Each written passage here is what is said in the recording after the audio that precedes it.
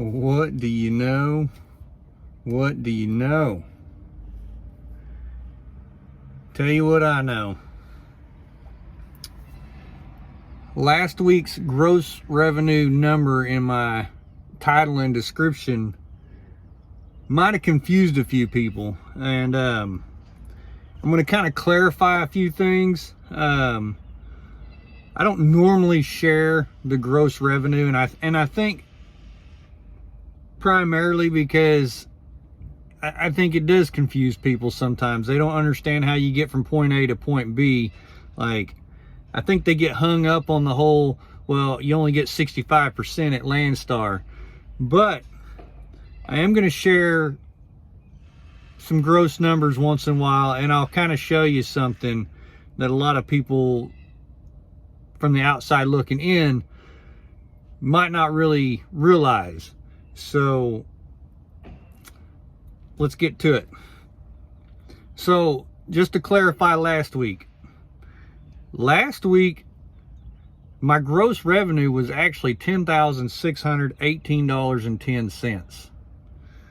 Now, if you take that and then with the amount that I actually got to keep, I actually kept about right around 70% of the revenue. So you're able to negotiate the ancillary charges and stuff like that, or accessor, whatever they call it. I can't remember what they call it. But anyway, the extra charges, you know, your fuel surcharge, your load, unload, hazardous pay, you know, any kind of detention, layout, you know, you're able to negotiate all that extra stuff. So Landstar gets 65% of the line haul, but you get 100% of everything else that you can negotiate in there. So last week, like I said, I did $10,618.10, and I ended up keeping over $7,400 of it.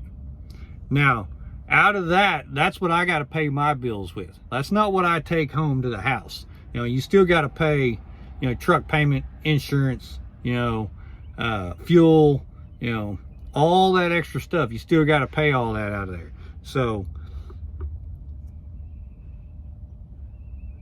it's not like I made $7,400, now I get to go just blow $7,400. That's not how it works. The business made $7,400, and now the bills got to get paid. So let's move on to this week. So I left off, where did I leave off at? Oh, Plainville, Kansas. That was the last place I delivered to last week. And so from Plainville, Kansas, I bounced over to Newton, Kansas, and grabbed a load that weighed 20,000 pounds that was going to York, Pennsylvania.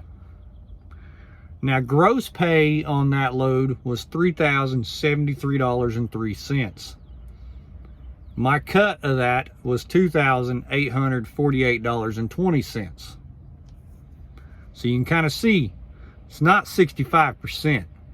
So the next load from York, PA, I bounced over to Middletown, PA, and grabbed a load that weighed 8,000 pounds and went back across to Aurora, Colorado. Now that load paid $6,300, but my cut of that was $4,612.88. So if you break it down, my gross revenue for the week was $10,073.03.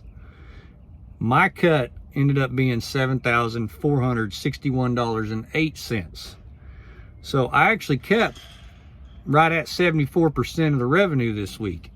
So that's the reason why I kind of feel like it's good to show the gross revenue. In the past, I've just never messed with it. And like I said, I think it creates a little bit of confusion as to how you got from this number to this number, whatever. But with the fuel surcharges like they are right now, and being able, you know, to get extra fee, you know, get a little extra pay in here for this and that, it helps you get your percentage up. So I did, like I said, $7,461.08. I ran 3,065 miles. And that's a rate of $2.43 a mile to the truck. So my fuel economy for the week was 8.5 miles to the gallon. I was pretty light. And actually, that number was up there around like 8.9. But that load on Middletown, PA, going to Aurora, it had an extra day on it, so I had to sit on it. So I spent a day doing a 34-hour reset, and truck didn't do a lot of idling, but it did some idling. So, you know, anytime the truck is just sitting there idling, it's, you know, you're not running any miles and it's just burning fuel. So my average actually came down a little bit, but like I said, I was pretty light, had a pretty good week fuel mileage wise. So, but that's where the numbers ended up at this week. Like I said,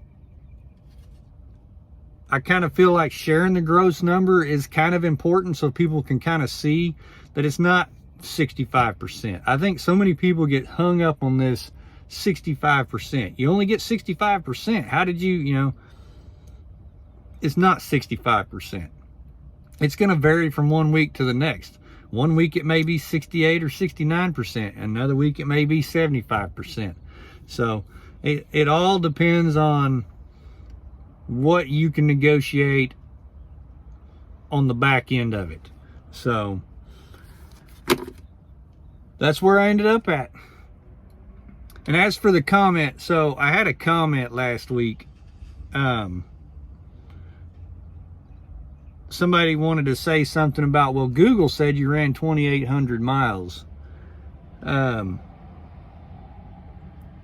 only response to that is, this ain't a Honda Civic, so I don't base my routing on Google Maps. Google Maps defaults to fastest route in a car. And honestly, if you don't know the addresses, it's kind of hard to get an accurate mileage anyway. So I reset my trip every week, from the time I start the week to the time I end the week. I reset it and I go off what the truck says. So Google Maps is not going to give you an accurate mileage of the route that I run. So that's all I have to say about that. I utilize other things besides Google Maps. One of them being this thing right here. You know, truck routing. That's what we're looking for. So sometimes when you're running through Nebraska, Kansas, Oklahoma, Texas, them states like that over here in the flatlands, running a U.S. highway or a state highway, sometimes is better than running the interstate. You're going to say, you know, sometimes you can shave some miles off, especially when you're only running 62 mile an hour anyway. It don't make sense to run extra miles because the speed limit is 75 mile an hour. I'm not running 75 mile an hour. So anyway, that's enough about that. But like I said, I think I might start sharing the gross revenue numbers a little bit and kind of show y'all how it broke down a little bit. Y'all comment below, let me know what you think. I kind of think it is a little bit important, just to kind of see, you know, from one week to the next as to how much of the gross revenue I was actually able to keep. So anyway, like always, I appreciate y'all. Hit that thumbs up, hit that subscribe button, and stay safe. Rubber side down, shiny side up. Catch you on the next one.